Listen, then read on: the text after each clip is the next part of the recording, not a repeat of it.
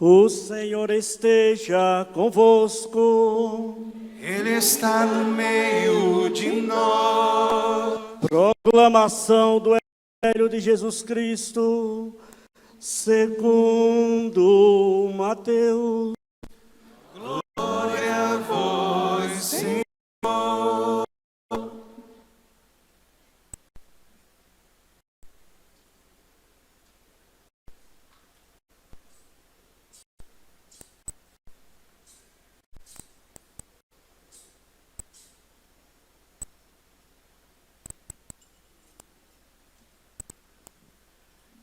Naquele tempo, disse Jesus a seus discípulos: Não penseis que vim abolir a lei e os profetas. Não vim para abolir, mas para dar-lhe o cumprimento. Em verdade, eu vos digo, antes que o céu e a terra deixem de existir, nenhuma só letra ou vírgula serão tiradas da lei, sem que tudo se cumpra. Portanto, quem desobedecer só desses mandamentos, por menor que seja, e ensinar os outros a fazer o mesmo, será considerado o menor do reino do céu. Porém, quem os praticar e ensinar, será considerado grande no reino do céu. Porque eu vos digo, se a vossa justiça não for maior que a justiça dos mestres da lei, dos fariseus, vós não entrareis no reino do céu. Vós ouviste o que foi dito aos antigos: não matarás. Quem matar será condenado pelo tribunal. Eu, porém, vos digo, todo aquele que se encoleriza com seu irmão será em juízo. Quem disser ao seu irmão, será condenado pelo tribunal. Quem chamar o irmão de tolo será condenado ao fogo do inferno.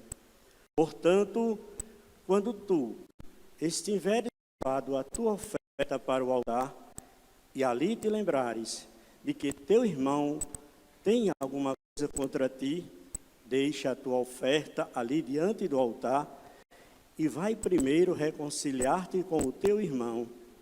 Só então vai apresentar a tua oferta.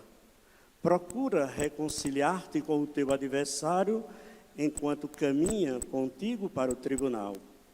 Senão, o adversário te entregará ao juiz, o juiz te entregará ao oficial de justiça e tu serás jogado na prisão. Em verdade, eu te digo, dali não sairás enquanto não pagares o último centavo. Ouviste o que foi dito: não cometerás adultério. Eu, porém, vos digo, todo aquele que olhar para uma mulher com o desejo de possuí-la, já cometeu adultério com ela no seu coração. Se o teu olho direito é para ti ocasião de pecado, arranca-o e joga-o para longe de ti. De fato, é melhor perder um de teus membros do que todo o teu corpo ser jogado no inferno. Se a tua mão direita é para ti ocasião de pecado, corta e joga para longe de ti. De fato, é melhor perder um dos teus membros do que todo o teu corpo ir para o inferno. Foi dito também: quem se divorciar de sua mulher, dê-lhe uma certidão de divórcio. Eu, porém, vos digo, todo aquele que se divorciar de sua mulher, a não ser por um motivo de união particular, faz com que ela se torne adúltera. E quem se casa com a mulher divorciada, comete adultério. Vós ouviste também o que foi dito aos antigos: não jurarás falso, mas cumprirás os teus juramentos feitos ao Senhor. Eu, porém, vos digo, não jureis de modo algum, nem pelo céu, porque é o trono de Deus, nem pela terra, porque é o suporte onde apoia os seus pés, nem por Jerusalém, porque é a cidade do grande rei. Não jures tampouco pela tua cabeça, porque tu pode tornar branco ou preto um só fio de cabelo. Seja o vosso sim, sim, e o vosso não, não. Tudo o que for além disso, vem do maligno. Palavra da salvação. Glória a vós, Senhor. Aleluia. Aleluia.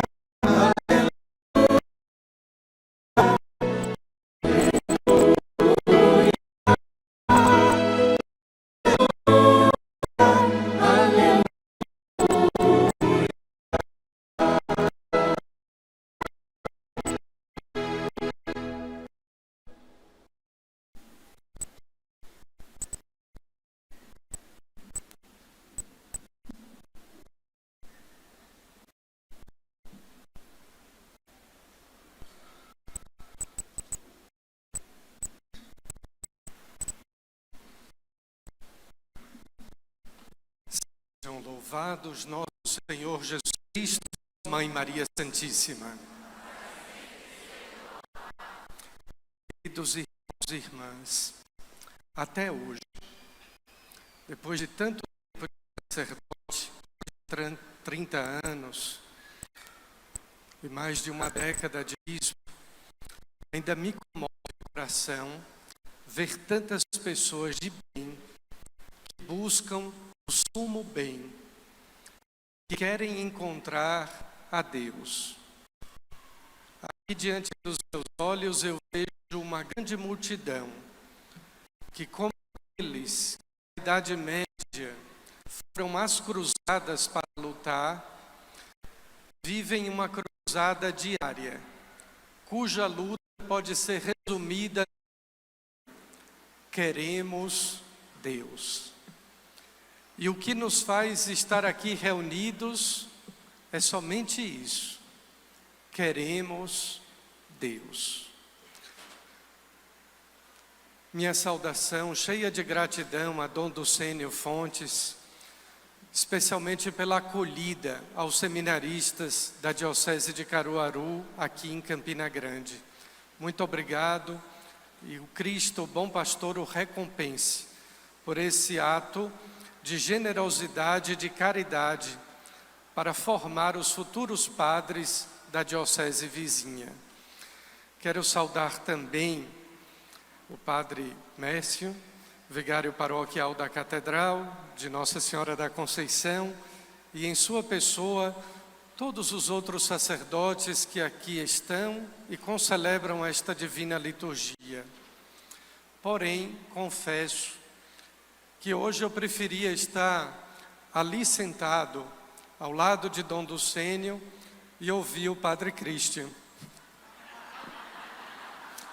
Assim eu fazia quando um simples frade capuchinho, e depois de celebrar 3 missas no domingo, encontrava tempo de ir a uma paróquia para escutar os memoráveis sermões, e Dom Ducênio deve se lembrar, do saudoso Monsenhor Gaspar Sadoc. Como fazia bem aquelas homilias. Falava de Deus, falava do reino, falava de Nossa Senhora. Nada mais, nada menos. Esta é a beleza do conteúdo da nossa pregação.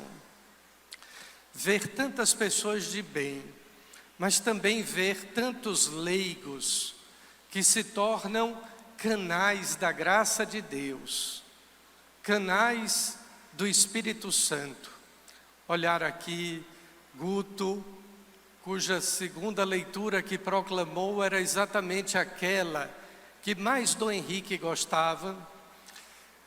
Ver Gustavo, sua esposa e tantos outros membros desta comunidade, Zezé, tantas pessoas de bem que procuram, repito, na expressão de São Francisco de Assis, o sumo bem.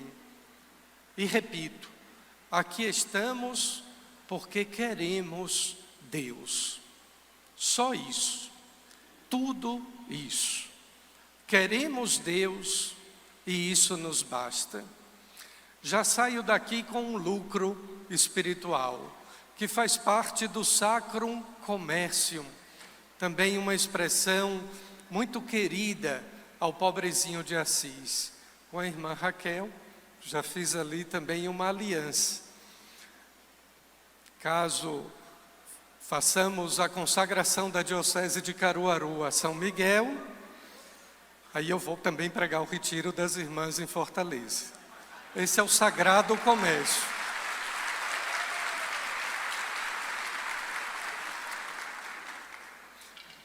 A palavra de Deus tem precedência. E por isso a oração da coleta nos dizia que nós possamos meditar as realidades espirituais.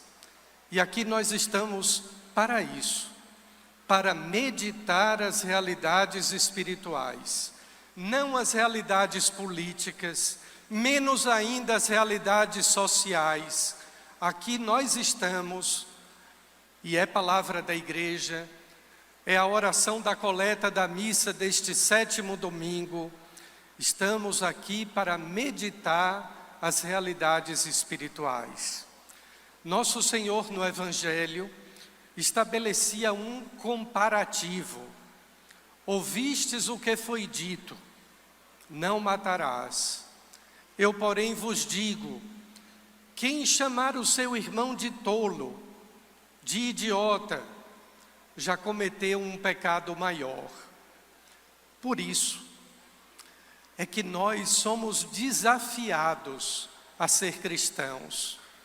O Evangelho terminava dizendo: seja o vosso sim, sim, o vosso não, não. Não existe meio termo para ser cristão. Não existe cristão pela metade. Não existe cristão que fica em cima do muro. Seja o vosso sim, sim. Seja o vosso não, não. O muro é do diabo. Eu ficava indignado quando um certo bispo dizia que o melhor lugar é o muro porque se vê dos dois lados. Não, o muro já é do diabo. Ele já conquistou quem vive na dúvida, quem não tem fé, quem duvida qual é o lado que vai estar, porque só existem dois lados, o lado de Cristo e o lado do maligno. Só existem dois espíritos, o Espírito Santo e o espírito do mal. Por isso, ser cristão é um desafio, é uma exigência, não requer meio termo, não nos pede jamais para ficar em cima do muro, pelo contrário, ou sim ou não. Por isso, nosso Senhor nos desafia a sermos mais do que simples cristãos, ou como um cristão qualquer, ou mais um cristão no mundo. O que nosso Senhor nos desafia é a sermos muito mais, é sermos outros Cristos. E se formos outros Cristos, então nós seremos verdadeiros cristãos. Só para estabelecer aqui um comparativo com o Evangelho agora proclamado, com essas antíteses e esse acréscimo, eu me lembro bem de um certo frade que perguntava aos seus seminaristas quando chegavam ao convento: você veio aqui para quê? E um seminarista respondia: eu vim aqui para ser frade. Outro respondia: eu vim para ser frade sacerdote. E ele dizia: não, vocês não vieram aqui para serem frades ou sacerdotes, Vocês vieram aqui para ser santos. Porque se a nossa meta não for algo mais, nós ficaremos, me perdoem a palavra, na mediocridade. Cristãos medíocres, cristãos do muro, cristãos do meio termo. E isso nosso Senhor diz no Apocalipse de São João, que o que é morno é vomitado, o que é morno é colocado para fora. Por isso, a nossa meta, e isso não é um clichê, não deve ser uma expressão apenas repetida, é o céu. E eu gostaria aqui de lembrar a vocês o capítulo 6 do Evangelho de São João. É lindo. É o capítulo mais bonito do Evangelho de São João. Se o Evangelho de São João já é diferente, já é todo especial, o capítulo 6 mais ainda, porque é o capítulo que fala da multiplicação dos pães. E logo depois que Jesus multiplica os pães, o povo ficou fascinado por ele. Queriam até elegê-lo e fazê-lo rei. E Jesus então vai embora. Mas também tem uma fuga dos seus apóstolos, logo depois que ouviram Jesus dizer: eu sou o pão da vida. Quem comer deste pão nunca mais terá fome. Ora, aquela multidão estava encantada, porque Jesus havia multiplicado os pães. E no entanto Jesus diz: eu sou o pão vivo que desceu do céu. Quem comer deste pão, que sou eu, nunca mais terá fome, nunca vai morrer. É esse pão que nos é oferecido na Eucaristia, em cada Santa Missa. É esse pão vivo descido do céu. Você crê nisto? E aí ele diz, lá no versículo 38, desci do céu, não para fazer a minha vontade, mas a vontade daquele que me enviou, que eu não deixe que se perca nenhum daqueles que me deu, mas os ressuscite no último dia. Esta é a vontade do meu Pai, que todo aquele que vê o Filho e nele crê, tenha vida eterna, e eu ressuscitarei no último dia.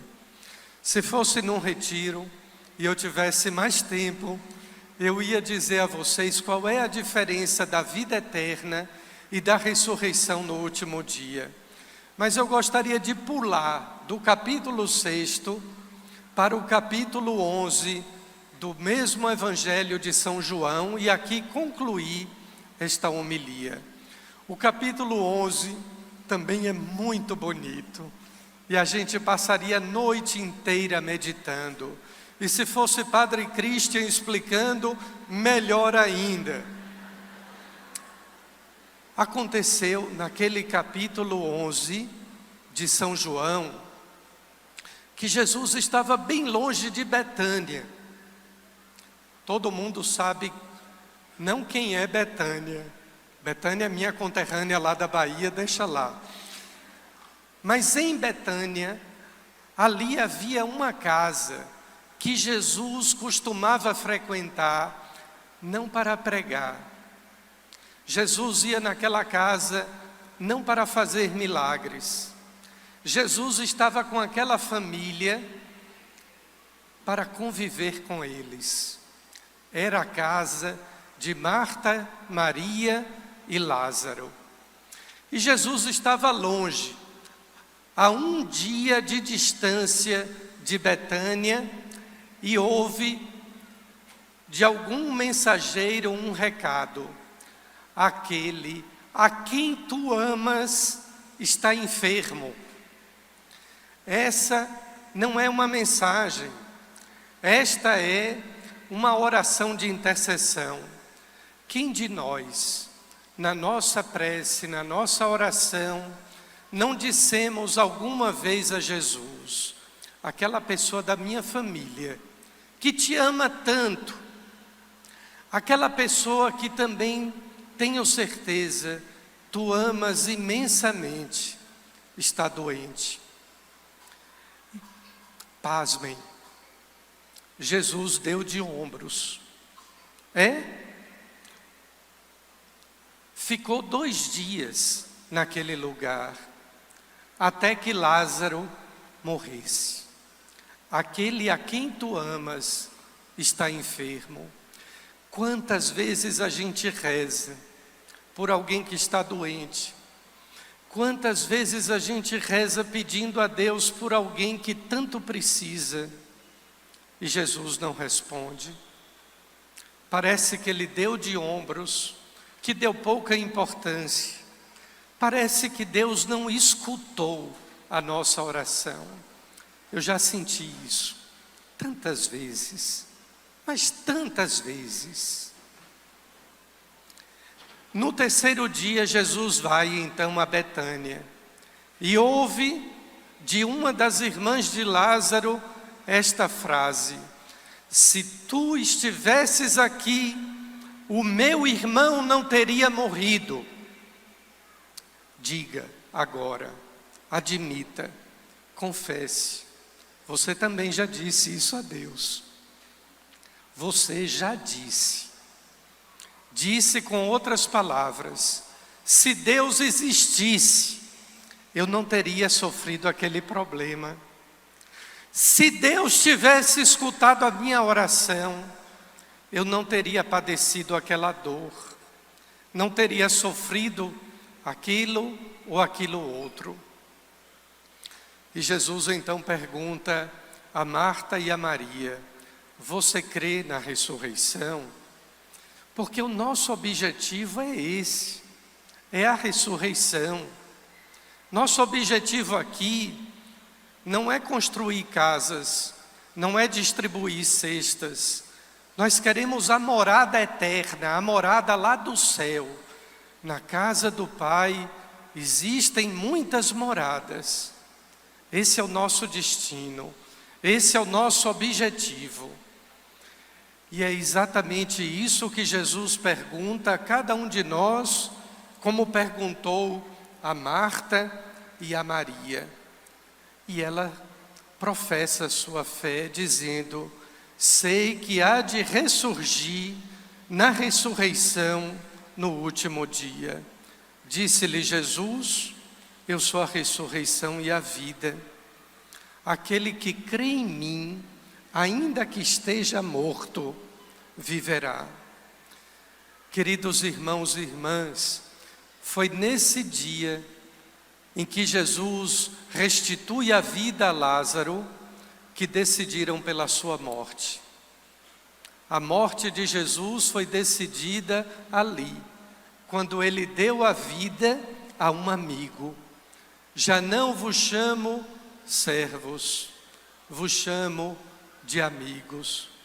E o que ele nos promete, o que ele nos assegura, é a vida eterna, é a ressurreição no último dia. Assim como no capítulo 6 do Evangelho de João, ele diz que não se perca nenhum daqueles que o Pai me deu, mas eu sou a ressurreição, eu sou a vida. Agora ele mostra isso de maneira concreta, na vida das irmãs Marta e Maria e na morte de Lázaro. Restitui a vida a Lázaro. Lázaro depois morreu de novo, mas ali estava a prova incontestável de que Jesus era o Filho de Deus. Tanto assim que Marta, quando se dirige a Jesus, ela diz: Senhor. Senhor é o título de Deus, o Kyrios, o Senhor. Ninguém é Senhor da vida a não ser Deus. Por isso que a gente defende a vida, porque o único Senhor da vida é Deus. Todos os discípulos chamavam Jesus de Senhor, menos um. Sabem quem? Quem era que não chamava Jesus de Senhor? Vocês sabem, era Judas. Judas nunca chamou Jesus de Senhor. A coisa mais bonita que tem, queridos padres, prezado Dom Ducênio, não é a gente rezar por nosso Senhor Jesus Cristo, vosso Filho. É quando a gente na vida, no dia a dia, a gente trata Jesus de amigo, mas a gente se dirige a Ele dizendo, nosso Senhor, é o meu Senhor, é o meu amigo, mas não é amiguinho, é o meu Senhor. E aqui faz toda a diferença. Quando Jesus estava diante do túmulo do seu amigo Lázaro morto, tem o versículo mais curto do Evangelho, o versículo mais breve da Bíblia. Sabe qual é? Diz assim, e ele chorou. Porque Cristo chora as nossas dores, chora com a gente. É muito fácil encontrar alguém ou algumas pessoas que nos deem palavras de consolo, palavras da boca para fora. Porque quem não se comove com o sofrimento do outro? Até de um cachorro no Brasil causou sofrimento. Se compadecer ou se comover com o sofrimento alheio é fácil. Eu quero ver, é se alegrar com a felicidade do outro. Isso é difícil. O verdadeiro amigo não é aquele que chora com você, mas é aquele que ri com você da sua felicidade, porque ele não tem inveja. E Jesus chora não apenas com Marta e com Maria, chora diante da morte do seu amigo e lhe diz, vem para fora. Alguém também lhe diz, já cheira mal a nossa vida de pecado, cheira mal a nossa indiferença contra Deus. Sabem qual é o maior pecado do mundo moderno? São Pio dizia que era a perda de sentido do próprio pecado. Mas eu vou adiante. O catecismo antigo dizia que pecado grave é não se desesperar da salvação. E o mundo moderno não espera pela salvação. É o maior pecado. O mundo não espera pela salvação que o Cristo nos mereceu na cruz. O mundo moderno quer salvar o meio ambiente. O mundo moderno quer salvar isso e aquilo. Mas como o mundo não acredita que o ser humano tem uma alma, para que salvar? Você vai morrer. Mas se eu não creio que você tem uma alma, você não precisa também de salvação, você não precisa de perdão, você não precisa de reconciliação. E Jesus então chama Lázaro para fora, manda tirar a pedra, mas manda sobretudo crer para ver a glória de Deus. Queridos irmãos e irmãs, passaria ainda algum tempo meditando com vocês a doce palavra de Deus, a palavra que nos ilumina, que nos orienta, mas a gente também tem que ir para fora, não somente de si, mas dos nossos túmulos, dos sepulcros que nós carregamos com os nossos pecados, que é um peso, que é um fardo para nós mesmos.